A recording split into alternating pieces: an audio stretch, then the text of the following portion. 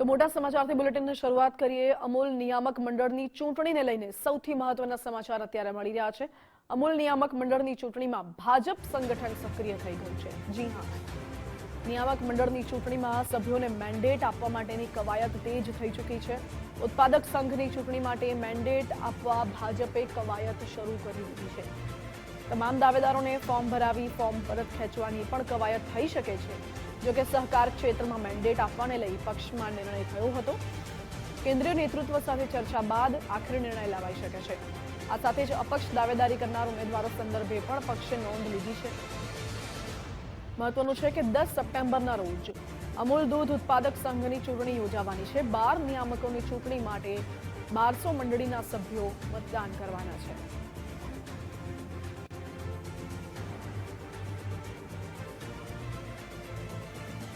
10 સપ્ટેમ્બરે ચૂંટણી આવી રહી છે। અમૂલ દૂધ ઉત્પાદક સંઘની ચૂંટણી અને આ ચૂંટણીમાં ભાજપ સંગઠન સક્રિય થયું હોય તેને લઈને મોટા સમાચાર છે। અમૂલ નિયામક મંડળની ચૂંટણીમાં સભ્યોને મેન્ડેટ આપવા માટેની કવાયત તેજ થઈ ચૂકી છે। ઉત્પાદક સંઘની ચૂંટણી માટે મેન્ડેટ આપવા ભાજપે કવાયત હાથ ધરી છે। તમામ દાવેદારોને ફોર્મ ભરાવી ફોર્મ પરત ખેંચવાની પણ કવાયત થઈ શકે છે।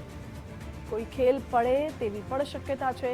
મહત્વનું છે કે સહકાર ક્ષેત્રમાં મેન્ડેટ આપવાને લઈને ભાજપ પક્ષમાં નિર્ણય થયો હતો અને કેન્દ્રીય નેતૃત્વ સાથે ચર્ચા કર્યા બાદ આખરી નિર્ણય લેવામાં આવી શકે છે।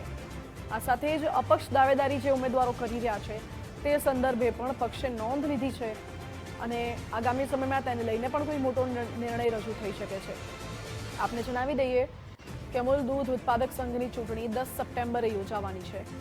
12 નિયામકોની ચૂંટણી માટે 1200 મંડળીના સભ્યો મતદાન કરવાના છે અને એ પહેલા જ આંતરિક રાજકારણ તેજ થઈ ચૂક્યું હોય તેવું લાગી રહ્યું છે, કારણ કે અમૂલ દૂધ ઉત્પાદક સંઘની ચૂંટણી યોજાઈ રહી છે અને ભાજપ સંગઠન આમાં એક્ટિવ થઈ ગયું છે। સાથે જ સહકાર ક્ષેત્રમાં મેન્ડેટ આપવાને લઈને પણ પક્ષમાં જે નિર્ણય થયો હતો એટલે એ બાબતે પણ ચર્ચાઓ ચાલી રહી છે।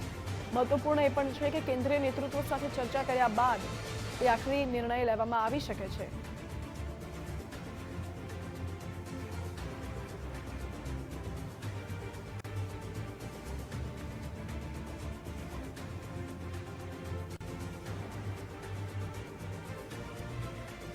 અમૂલ નિયામક મંડળની ચૂંટણીને લઈને આ મોટા સમાચાર મળી રહ્યા છે। અમૂલ નિયામક મંડળની ચૂંટણીમાં ભાજપ સંગઠન એક્ટિવ થયું છે।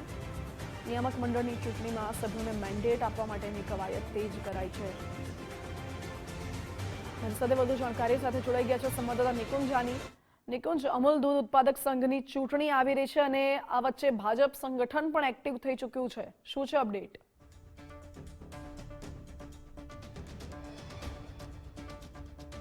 ખાસ સહકાર ક્ષેત્રની સૌથી મહત્વની આ ચૂંટણી માનવામાં આવે છે। અમૂલ દૂધ ઉત્પાદક સંઘના નિયામક મંડળની આ ચૂંટણી છે। 12 જેટલા હોદ્દેદારો જેને ડિરેક્ટર તરીકે ઓળખાય છે તેમની આ ચૂંટણી છે અને તેના માટે ભાજપ સંગઠન પણ સક્રિય થયું છે।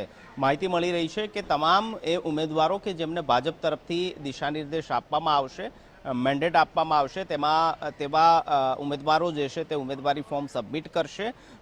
કેટલાક ઉમેદવારોએ ઉમેદવારી ફોર્મ સબમિટ કરી દીધું છે જેમને ભાજપ તરફથી લીલી ઝંડી આપવામાં આવી છે, એટલે કે મેન્ડેટ અપાયું છે। બાકી રહેલા 8 જેટલા પણ ઉમેદવારો આજે ઉમેદવારી ફોર્મ ભરી દેશે તે પ્રકારની માહિતી મળી રહી છે।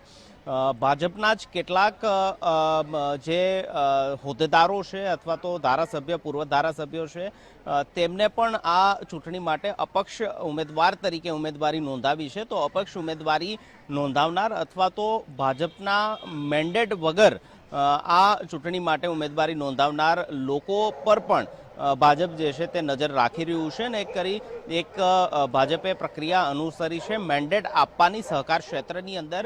આ અમૂલ નિયામક મંડળની ચૂંટણીની અંદર પણ આ મેન્ડેટ આપવા માટેની પ્રક્રિયા જે છે તેનું અનુકરણ કરવામાં આવશે તે પ્રકારનું સંગઠન તરફથી હાલ માહિતી મળી રહી છે અને તેના આધારે જ જે 12 જેટલા ડિરેક્ટરો માટેની ચૂંટણી 10 સપ્ટેમ્બરના રોજ યોજાવાની છે તેમાં ભાજપના તમામ એ ઉમેદવારો ઉમેદવારી નોંધાવશે કે જેમને મેન્ડેટ અપાયા છે। આ ઉપરાંત અપક્ષ રહેલા ઉમેદવારો પર પણ ભાજપ નજર રાખી રહ્યું છે। જરૂર જણાશે તો તેમના ફોર્મ પાછા ખેંચવા માટેની પણ સંગઠન તરફથી સૂચના આપવામાં આવે તેવી શક્યતા જોવાઈ રહી છે। સહકાર ક્ષેત્રની અંદર આ અમૂલની નિયામક મંડળની ચૂંટણી ખૂબ મહત્વની માનવામાં આવી રહી છે અને તેની અંદર ભાજપ જે છે તે સંગઠન જે છે તે પૂરી નજર રાખીને પોતાના ઉમેદવારો આ ચૂંટણીની અંદર ઝંપલાવે તે માટે કવાયત ધરી રહ્યું છે. કુંજ, આભાર આપનો.